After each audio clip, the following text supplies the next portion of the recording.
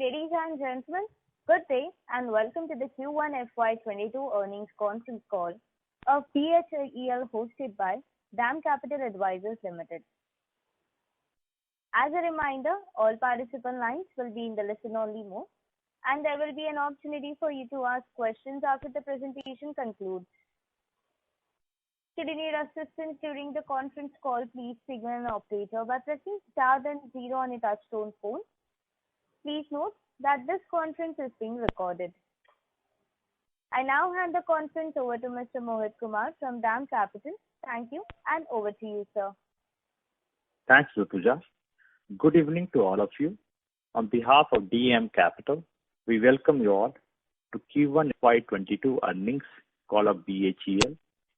We have with us Dr. Nalin Singhal, CMD, Mr. Subodh Gupta, Director Finance, Mr. Kamlesh Das, Director Engineering and R&D, Mr. Anil Kapoor, Director HR, and Mrs. Renuka Gera, Director Industrial Systems and Products. We'll start with opening remarks from the management, will be followed by Q&A. Over to you, sir. Thank you, Mohit. A very warm welcome to all of you. I hope you and your families are healthy and safe in these difficult times.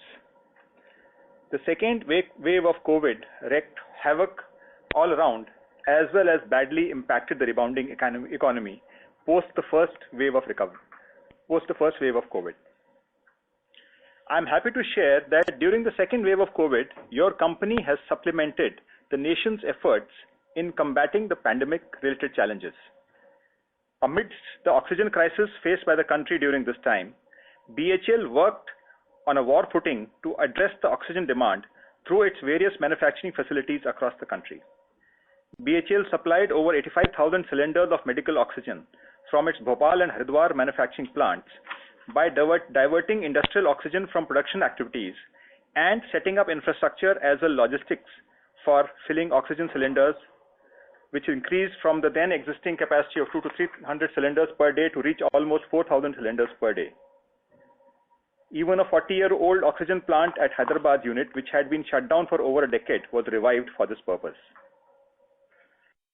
BHEL has developed 500 liter per minute and 1000 liter per minute medical oxygen plants based on CSIR IIP PVSA technology, and the first order for the same has been delivered in June 2021. The pilot plant was manufactured within a record time of under 40 days from the signing of the technology transfer agreement, showcasing BHEL's engineering and manufacturing progress. In keeping with its ethos of being a caring employer and a responsible corporate citizen, BHEL has introduced a scheme for extending financial, medical and housing assistance to families of employees who succumbed to COVID-19. We have started the current financial year with a resolute plan for ensuring best performance from day one itself, for which efforts regarding material preparedness, etc. were initiated in Q4 of the previous year. However, despite our efforts to stay ahead, the second wave of COVID has caused widespread disruption and caused a setback in the first quarter. Post-second wave, we have intensified our efforts to minimize disruption on account of any future waves of COVID through an aggressive vaccination campaign covering not just employees, but families as well as contract workers at manufacturing units and project sites. This, along with ongoing efforts to recoup the manpower at sites, will ensure improved performance in the coming quarters. This will also be assisted by the government's focus on increased capex in infrastructure sector, as well as the PLI scheme, etc. We are resolutely focusing on leveraging all opportunities in existing business as well as for diversification. In the existing business, efforts are being ramped up business model for spares and services business for BHEL as well as non-BHEL equipment. The company is working on a number of growth and diversification initiatives, including collaboration with a global OEM for leveraging opportunities in the urban rail transportation, enhancing business through engagement with ISRO in aerospace sector, leveraging our EPC capabilities to execute complete turnkey projects for refineries and petrochemical projects, and through production-linked incentive schemes. Our recent efforts have already started bearing results. BHEL has maintained its leadership in the nuclear sector and emerged L1 bidder in the NPCIL tender for 6 into 700 megawatt turbine island package worth rupees 10,800 crores. The company has already won orders from NPCIL under its fleet procurement mode for the supply of reactor header assemblies as well as steam generators for 700 megawatt pressurized heavy water reactors to be set up at 4 locations in the country.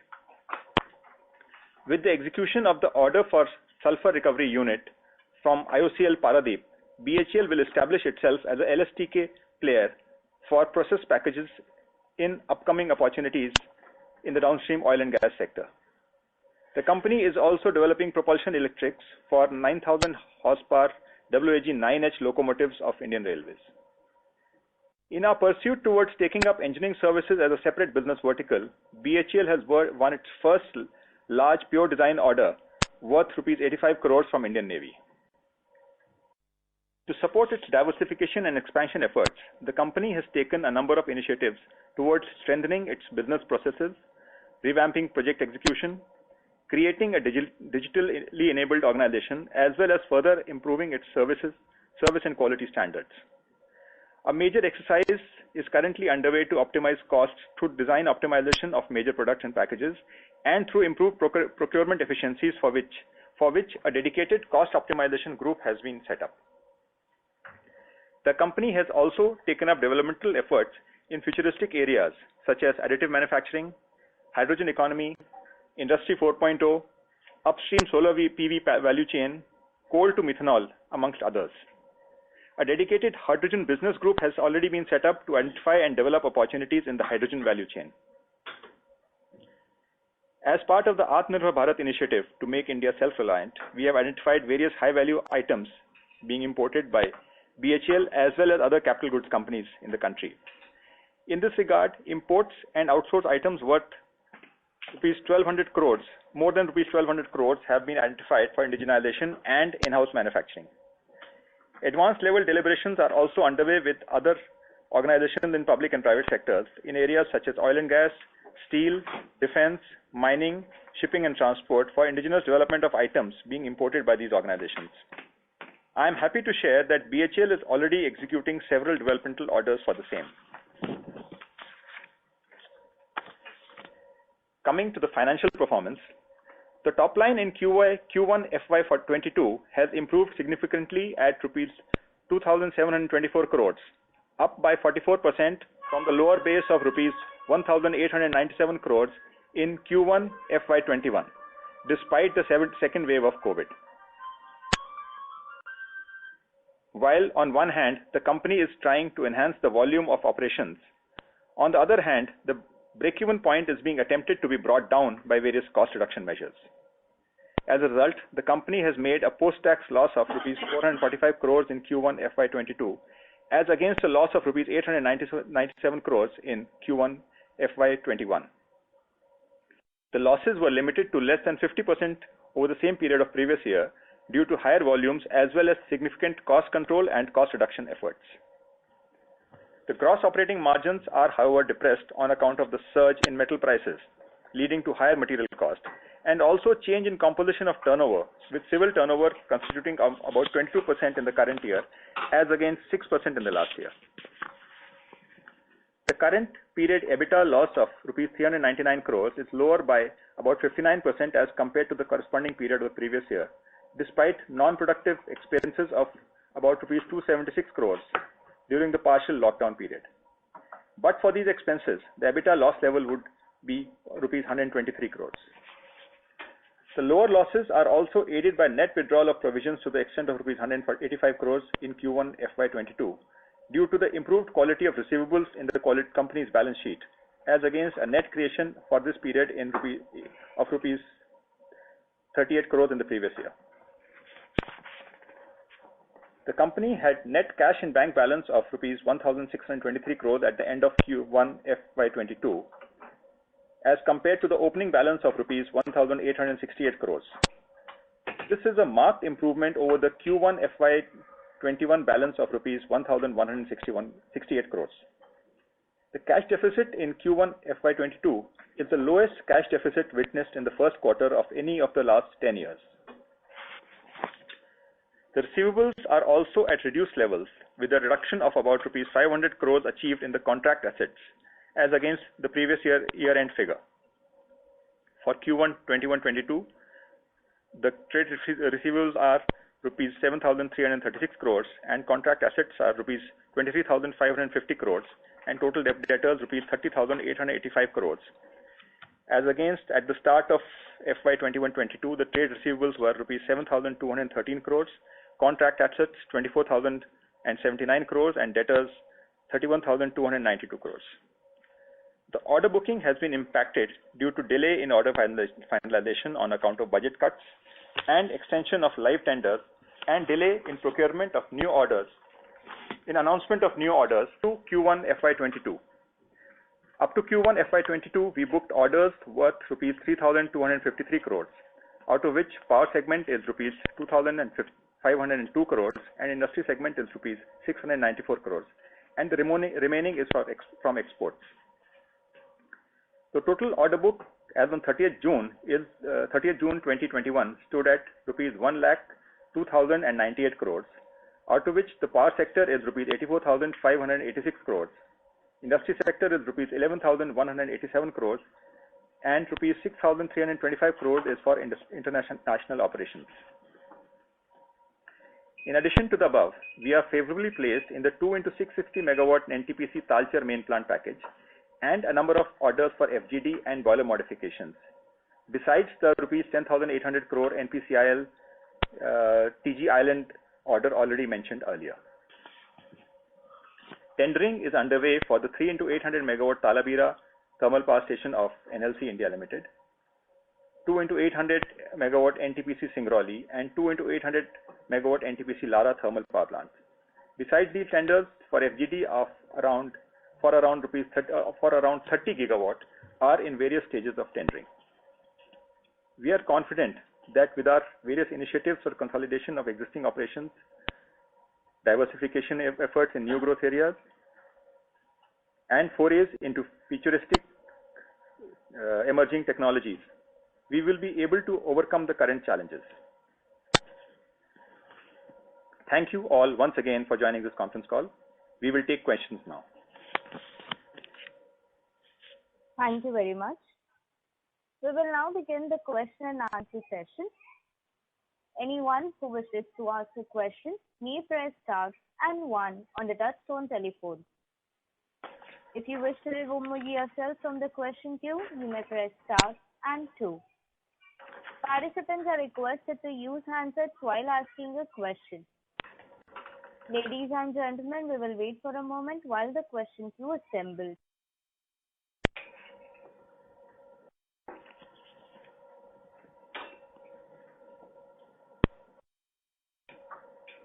The first question is from the line of Gaurav Birmilwal from Credit Suisse. Please go ahead. Thanks for giving me the opportunity, sir. Sir, can you throw some color on any progress that's happened on the expression of interest that we floated in May last year? Well, there we have actually, as I mentioned, we have taken up certain orders for manufacturing in the import substitution orders. We have a number of those orders are there, and a couple of others are in progress, which we will be coming out with in coming months. Okay, thank you.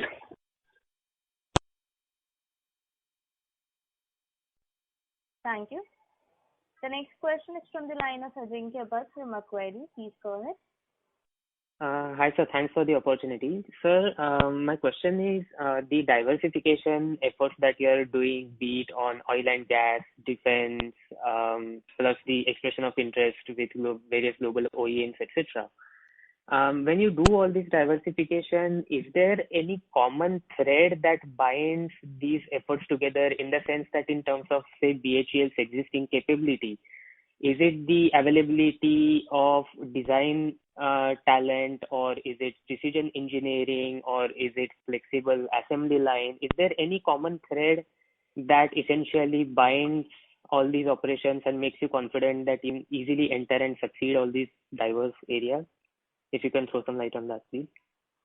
So really the common thread we are looking at is an engineering being an engineering organization, rather than being a power sector organization, we are looking at being a large engineering organization with multifaceted capabilities. And for example, hydrogen is the future of energy. So while we have been a major in energy area, that is changing. So from that perspective, as well as looking at manufacturing in the hydrogen economy, that is the area that we are looking at. Then let's say the additive manufacturing again, from the manufacturing perspective, this again is the most significant change which is going to happen in the manufacturing sector in the years to come. And that is why we are already exploring what we can, how we can occupy a place in this sector as a organization which can actually set up an enabling ecosystem for the same. Similarly, when we talk of Industry 4.0, that is related to our power sector, where we are looking at remote monitoring and diagnostic systems for power sector, which can further expand into the range of the process industries. Railways, we are already working in. Defense, we are already working in. So essentially, all these are in one sense or the other related to our ongoing, what we are working on, our positioning at this point in time. So there is a lot of synergy in what we are looking at. Okay. And sir, one more question. When you floated the expression of interest for global OEMs, or even in your opening remarks, you talked about making an oxygen manufacturing plant after the technology transfer, etc. So if you are going to manufacture something for others through technology transfer, and probably a part of your business starts to work like a subcontractor for somebody else, then I think being the lowest cost producer is the key to success here. Right now, from BHEL's perspective, I think high employee cost base is something that has always been a hindrance to profitability. Is there any thought process about how to utilize the existing talent pool, and how much scale up do you think will have to happen to actually become profitable at the EBITDA level? So, you see, we are not really looking at being a subcontractor. However, that said, the being lowest cost will continue to be the most important driving factor across for any growth, which is why we have set up all this, the cost control, the cost optimization group and all this. So as of now, we are looking to, you see, almost 70% of our cost is material cost. So that is a major thrust on the employee front, and on the other expenses front, we've already made substantial inroads. Specifically on the employee and the break-even, you see, again, we are looking, if you look at it qualitatively, this entire ramp up of multiple areas that we are talking about is related to that as well. And if you are looking at break-even levels, where we would be looking at is almost 30,000 crores is the sort of break-even point for that we are looking at. Okay, understood, sir. Thanks a lot for your time, and all the best. Thank you, Mike. Thank you. The next question is from the line of Ankur Deora from BOF Age Securities Limited. Please go ahead. Thank you for the opportunity. Good evening to all of you. My first question was on actually what you talked about a little bit now, as far as the growth from the other non-power segments. Could you shed some light as to what are your key focus segments for the coming 2 to 3 years perspective, and any sort of targets as to what sort of revenue mix will they be bringing about for the organization? So, on power, the thing has already gone up in the recent years, and so railways, defense, aerospace, they remain the most important immediate areas, and then what I mentioned about futuristic areas is the other lot. Sorry, I lost you there in the middle. What did you say as to what was the increase? So our non-power, the mix has already increased from 20% to almost 30% in the last year. And going forward, the immediate areas that we are looking at are railways, defense, aerospace. These are the most important areas that we are looking at going forward. Okay. Thank you. Of course, and what we expect most, mentioned about EPC in oil and gas, downstream oil and gas, that's another area that there is a lot of synergy, but it is non-power. And the second question was the land monetization plan. Could you elaborate a little bit on that? Or what is the organization's thought process there?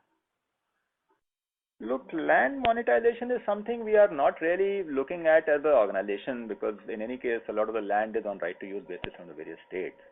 So that is not something that we are, as an organization, looking at in any major way. Thank you.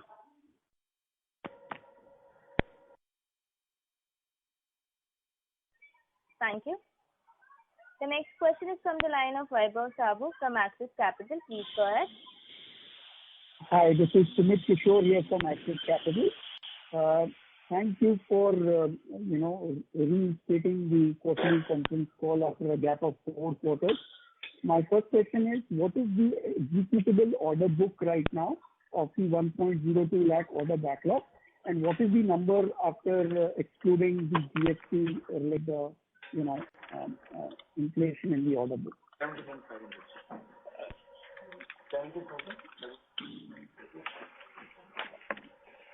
So 70,826 is the executable order excluding GST and freight. And what was the other thing that you were asking? No, so this is the first question. The second question is, what is the gross margin impact of the Atmanirbhar Bharat focus and sort of the import restrictions from China? So what is your, gross margin impact due to import restrictions from China and local procurement focus? And what is the sustainable gross margin for the 70,826 crore order backlog? So I think we would not like to go into giving a specific figure on this. If an immediate impact in the past year, there has been an impact, but over the long period, I think this would rather help us, because we are, this entire Make in India initiative and to ramp up our own capabilities and production. So I think there are a number of areas that we have to go as it plays, what we'll see as it plays out. But I think long term, this should be something positive for us. Long term means how many years? 4 years, 5 years, or what is happening in the next 1 to 2 years? Certainly by next year or so, things should start, that should start happening. Okay. So the PG Island contract from NPCIL, what is the expected timeline and what is holding back that contract recognition? Because you have declared your L1 sometime back now. So the price bids were opened in March, and their internal processes for award of contract are on, so we expect that to be finalized soon. The timeline for that is about, I think, 54 months or so. We'll give you the exact figure. Sorry, you said timeline is 3 to 4 months? No, about 54 months. No, 54 months is the execution timeline. In terms of award, you suppose it is from award. As I said, we would expect that to happen in the next month or so. Sure. And there was a provision for doubtful debtors of 18 billion rupees in FY21. Since you did not have a call then, can you explain what that was for? And what is the doubtful debtor in Q1 FY22? Or what is the total provision in Q1 FY22? Q1, actually, there is a withdrawal of Director of Finance, Mr. Gupta will answer that. There is a withdrawal of almost 185 crore in Q1, if you see the provision withdrawal. So there is no net creation. There is a net withdrawal of almost 185 crore. As far as debtors are concerned, you are asking the number? So the doubtful debtors in FY21 was at about 18 billion rupees that you disclosed in your presentation last time. There will be no presentation shared this time. Please continue the practice of sharing. No, it will be shared. Don't worry, it will be shared. The results have just been sent today, so the presentation is also going to be shared. That will be there on our website. So what were the provisions for in FY21? 18 billion rupees doubtful debtors. Are you talking about some provision we have created additionally in the year 2021, some 1,800 crore of provision? Yes, sir. Yeah, that basically, it was a concern always raised by investors and even by DP also that this a comprehensive review of debtors needs to be done by the company. So in the process of review, we have identified certain debtors, which are doubtful in nature, which were doubtful in nature in future. We thought to provide it last year itself. So ultimately, we provided it prudently and conservatively in the FY 2021. Certainly, but we are making an attempt also to realize those, whatever we have already provided in the book. Provision does not mean that, it's a written off. So efforts will still continue in the current year as well in the future year. But yes, conservatively, whatever prudently we thought, for improving the quality of receivables in the balance sheet, we have provided. So that was a major provision which has given a big hit in the bottom line last year in 2021. And finally, railway, defense and aerospace have been revenue line items for BHEL over the last 10 years. So what is going to change in the next couple of years? Because I've been covering the stock for over 12, 13 years. So what is going to change in the next 1 to 2 years? So looking at that, you see now, for example, let's say railway itself, as we already mentioned, we are in the process of finalizing, for propulsion in a much bigger way. Then there are multiple opportunities in the railways going ahead in the signaling side, in metro side, which we are again exploring. Then aerospace, we are looking at tankages to start with. There is that for the PSLV. And thereafter, we are also exploring other opportunities, maybe even possibly looking at integration at some stage. So then defense, we are, Navy has been a major area that we have worked with. So the SRGM which we are manufacturing now we are going into an upgraded SRGM for which a substantial orders are also being are also expected to be in the market. Besides that, we have made a tie-up with Zoraya for marine GTs. So these are the various new things which are happening with which we expect the scenario to change as compared to what you've been hearing about in the last few years. Engineering orders. And as I mentioned, this engineering order which has happened. So you're looking at now pure engineering also. So we are working very closely actually to meet the requirements of various sectors. Thank you so much for answering my questions and wish you all the very best. Thank you. Thank you. The next question is from the line of Bhavan Vidkhani from SBI Mutual Fund. Please go ahead. Thank you for the opportunity. Could you give us a highlight about the projects where BHEL has been the lowest bidder?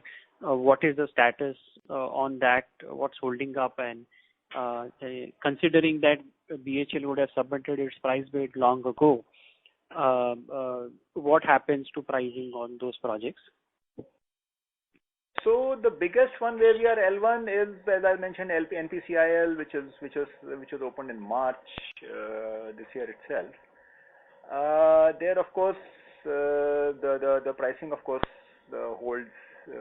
This is the current bid validity which is within the bid validity period.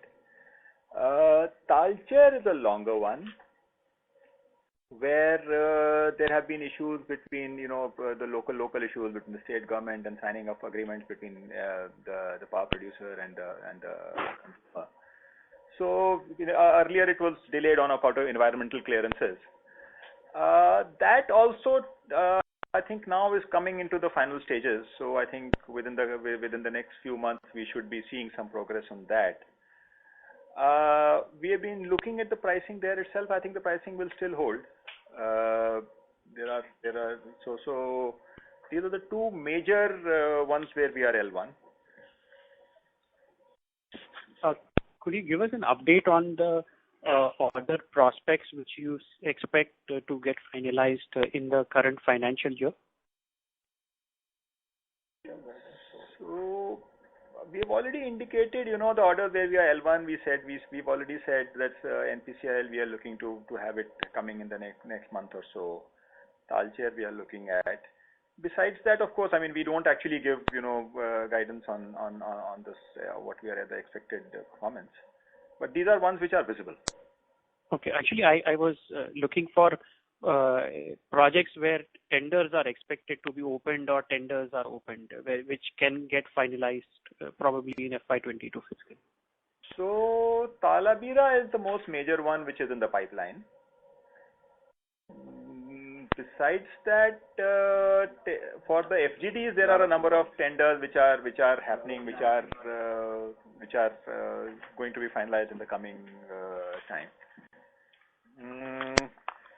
Singrauli and Lara have been in the pipeline, but we don't really have great clarity as to what is going to happen on that. Sure. Just last question from my side. You did mention about hydrogen. Yes.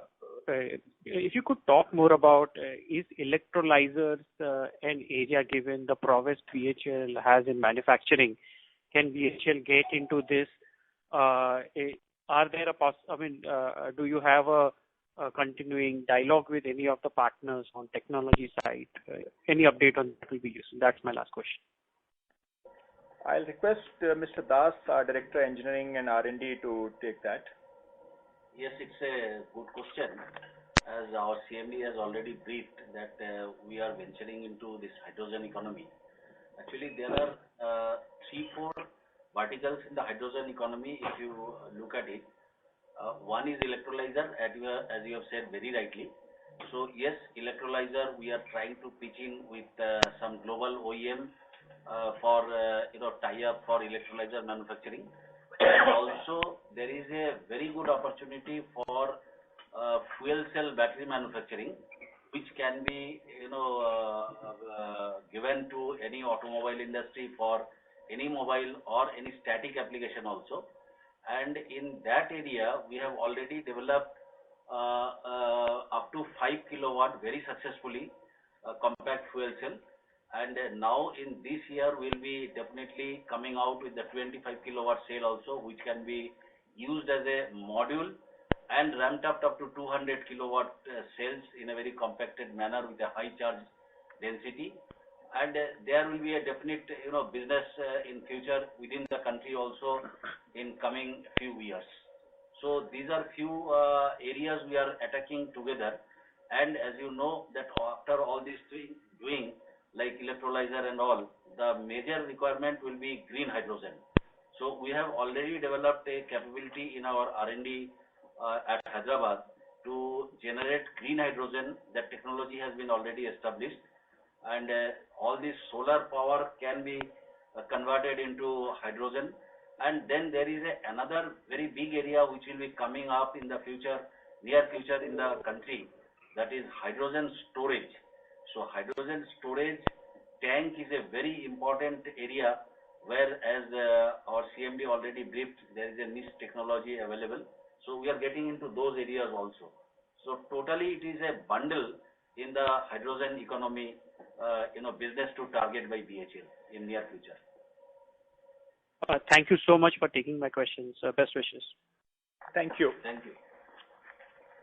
Thank you. The next question is from the line of Abhijit Anand from MK Global. Please go ahead. Yeah, I just wanted to know on this PLI schemes that have come up, one on solar manufacturing, other on ACC. How is BHEL viewing this? Is BHEL looking to participate in this? Because this is, like energy what which we were in for the last several years. So on the solar, we are looking at, again, we are exploring various technology options. That is a major because you see now with this issue with the BCD kicking in, that now is becoming quite interesting. So there we are working in that area. Advanced chemistry cells also is an area of interest for us, and we are looking at tie-ups in that area. So basically, in the PLI scheme, BHEL will be participating. We are considering that at the moment, quite positively. Okay, thanks. That was a question. Thank you.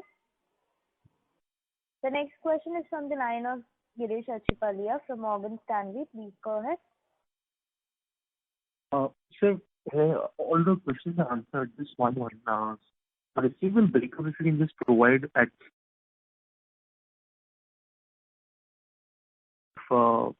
reduction do you anticipate realistically in this year? Receivables breakup, and further, what did you say? What kind of reduction are you anticipating this year in receivables?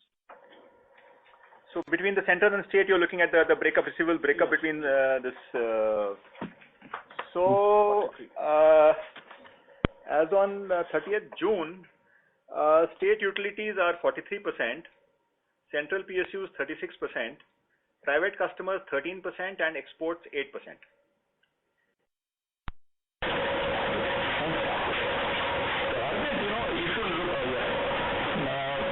Director of Finance will answer that. Target means in terms of, the number of receivables at the year end? Yes, sir. Net receivable at the year end, how much would it will depend basically on two things. One, on the turnover in the top line, what top line we are likely to achieve, though we have kept a good target for the current year 21-22, that is one. And secondly, cash collection to billing ratio certainly has improved in the last year. As CMD has told in the opening remarks, that project-centric approach and that sequential supplies and all those things are going only whatever is required at project side certainly has helped in improving our cash collection. That's the reason, we have the lowest deficit of cash in the last 10 years. Even BHEL when had a top line of 50,000 crore, the deficit was in the order of 800 and 900 crore used to be. Deficit story is not a new to BHEL, it was always there, But only in the current year, this first time we could do and manage with a little deficit. Despite a growth in turnover, debtors have also not gone up. So those are the better controls. Things are in control. But certainly, debtors will depend on the turnover, what we'll achieve at the year end. I think we would not give any specific guidance on that. A specific figure we would not be. A number we cannot give right now. We cannot be giving that at this point. But certainly we are improving, working towards improving this ratio in terms of number of days. That I can tell you. Can I just ask the revenue guidance, because I may have missed the MOU that you usually sign at the beginning of the year. So for good condition, excellent condition, if you can just highlight what is the revenue that you are targeting? The MOU has not yet been signed. There are some changes in that happening. So that will be released as and when that MOU gets signed. Okay, but any indication on the top line this year? I think it would be a little early to give without the MOU, because that is the process that is the government process for finalizing this target. Sure, thank you. Thank you. The next question is from the line of Harsh Patel from Alpha Alternatives. Please go ahead. Thank you. You mentioned that your break-even is around 30,000 crores. Do you see a possibility of that happening over the next 1 or 2 years? As patient shareholders, we haven't seen profits last 2 years, so we're just curious to know your thoughts on, do you see a path to profitability in the next 1 or 2 years? Well, that has to be our objective. I mean, we can't be forever in the looking at being forever in the red. However, that said, at this point, we would not like to be giving any specific figures. But yes, that is certainly the target. We don't want to continue to be showing the red bottom line. The second question is on the land monetization, which was a question asked before, where you said a lot of your land is right to use land. Does that mean this land is not in your name and you won't be able to sell it if you want to? Can you please explain to us what exactly you meant by right to use land? So what happens is that, when in the older, with the PSUs which are all set up, the land banks which got transferred in the 60s, at that time, these all were transferred with right to use. So yes, what you said is right. We are not in, while we can utilize those land banks for our purposes, purposes related to our operations and diversification and even our, residential and all that. But we cannot sell them off directly by ourselves. Then we'll have to, if it is to be monetized, then there is a long process which will involve the state government as well. Understood. My last question would be, how do you see the progress in employee costs over the next 2 years? You see I would like to say, the employee cost is the lowest, what we have reported in 21-22, lowest in last 4 quarters of the quarter one. Already there is a reduction of more than 15% in employee cost. If we look at the employee cost of 18-19, it was 1564. Now it is 1357. So certainly there is a better control of employee cost, but there are certain things which keeps on increasing, like DA increase, or some offset is happening because of retirement and VRS schemes. So we are trying to, and we are ensuring that whatever minimization can be done in this particular employee cost happens this year. So I think it will not exceed the last year level. It will remain range bound only, in the range of 52, 5300, something like that. We are not expecting any major increases happening there. So that's what I think. That's the answer to your question. Got it. Thank you. Thank you very much. Thank you. Thank you. Reminder to the participants, to ask a question, please press star and 1.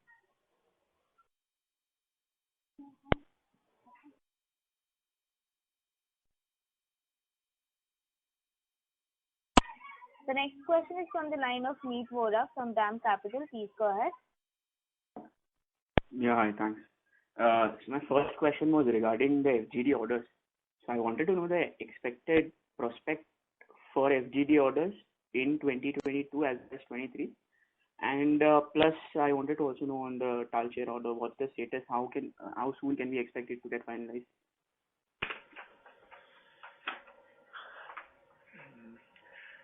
Talcher, we are, now it is, as I said earlier, it is coming into the finalization. The environmental clearances have been achieved.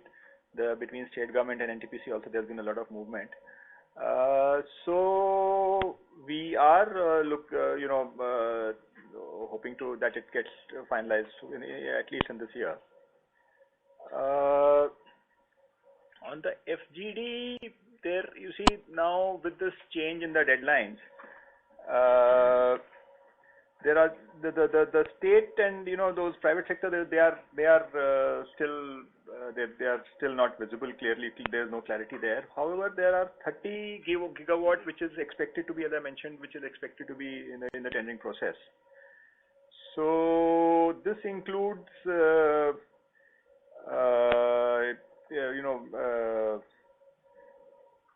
various.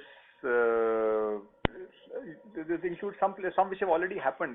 There have been about 4 or 5 which have been closed in the last few months, and others which were expected to come up shortly.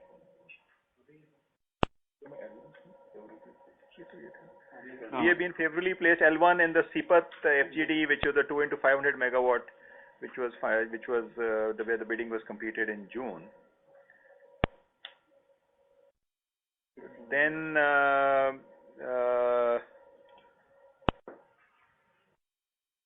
there's another one which has been in the pipeline sometime, for which the bidding was completed in the last year, almost a year ago. This is the Sri Singaji Stage 2. Then for the NPCIL,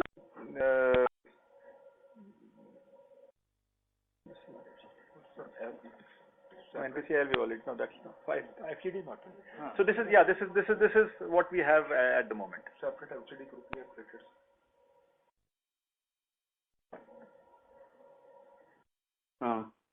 Yeah, sure. Thanks. Thank you. Thank you. The next question is from the line of Bhavin Vitlani from SBI Mutual Fund. Please go ahead. Thank you for the opportunity again. So follow up on the FGD, like previous participant. Of the executable order book of about 71,000 crores, what will be FGD in that 71,000 crores?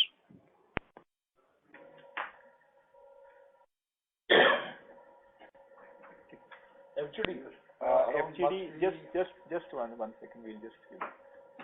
Must be around 15%. I think 7,000 to 8,000. It must be around 7,000 to 8,000 crore. Around 10. So we are looking at approximately 10,000 crores as about 15% of the order book. Sure. So in FGD, there were certain components that we were anticipating to import from China. If you could throw light on the execution side, have you been able to indigenize this, and will it have any impact on execution of those?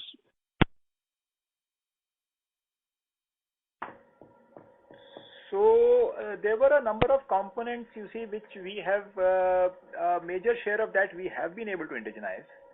However, some items like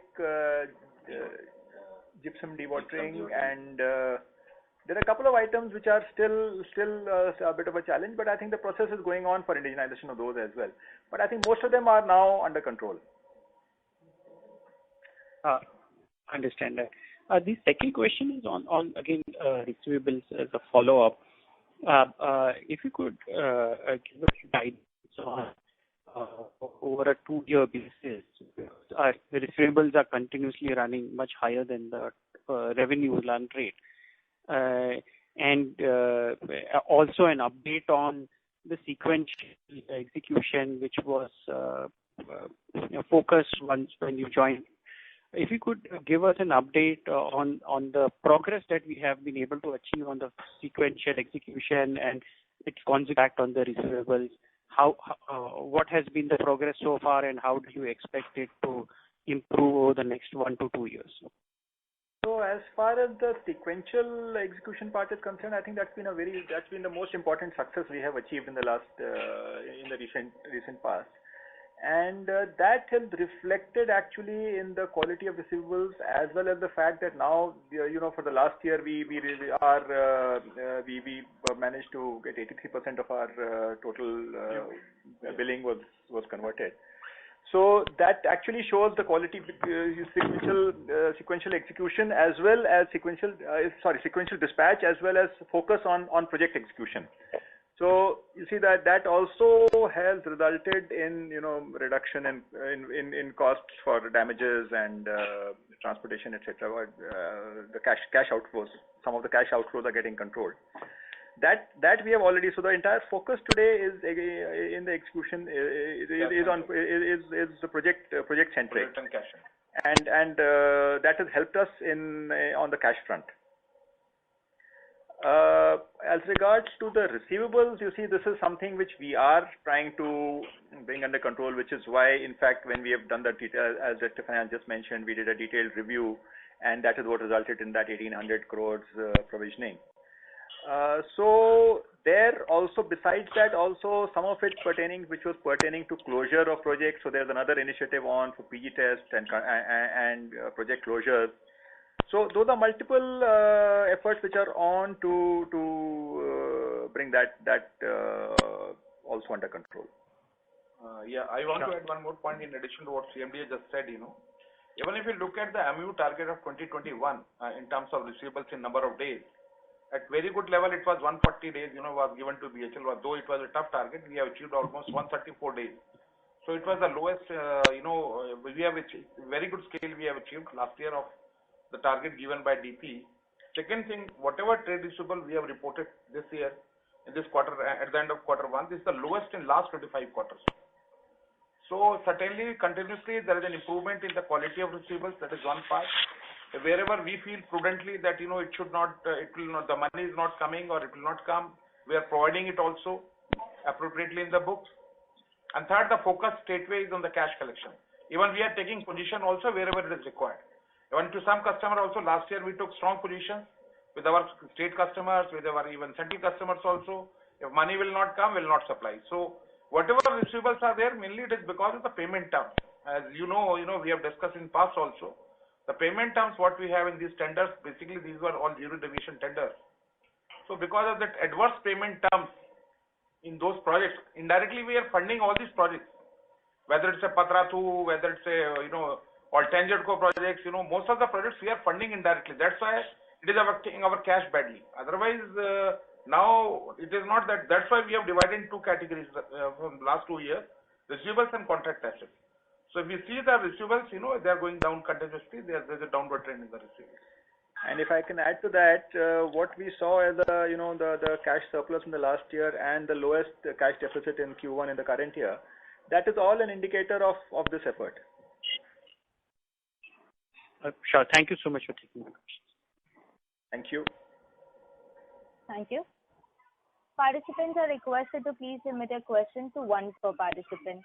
The next question is from the line of Vaibhav Savdu from Axis Capital. Please go ahead. Yeah, thanks for the opportunity. Sumit here from Axis. Sir, NTPC outlined the 60 gigawatts green target by 2032, and they kept their 132 gigawatt target overall unchanged. So essentially, the thermal target went down by 30 gigawatts. Over the last 3-4 months, this change happened. And this was your sixth straight quarter of EBITDA loss. So, I mean, how do you basically, and you yourself mentioned that you need revenue levels of close to 300 billion rupees to get to, the green again as far as the bottom line is concerned. So, how do you basically, resolve this existential crisis for BHEL at your current size? So you have to really scale down your size to, show numbers. So I think the focus is more on scaling up the revenues rather than scaling down the, while we are looking at, so at the one end we are looking at the top lines growing, at the second end we are looking at material costs, we are looking at manpower costs, we are looking at the other miscellaneous expenses. So those are it's a multi-pronged effort, and I think we are targeting and attacking all the elements. So we are confident that we will succeed. Thank you. Ladies and gentlemen, this was the last question for today. I would now like to hand the conference over to Mr. Mohit Kumar for closing comments. Thanks to the management for having the conference call and giving us an opportunity to host the call. Thank you all for logging in. Would you like to make any closing remarks, sir? Thank you, Mohit, and thank you everyone for your patient hearing and interactive question and answer session. Thank you very much. Thank you for your interest. Goodbye. Thank you. Thank you. On behalf of DAM Capital Advisors Limited, that concludes this conference. Thank you for joining us, and you may now disconnect your line.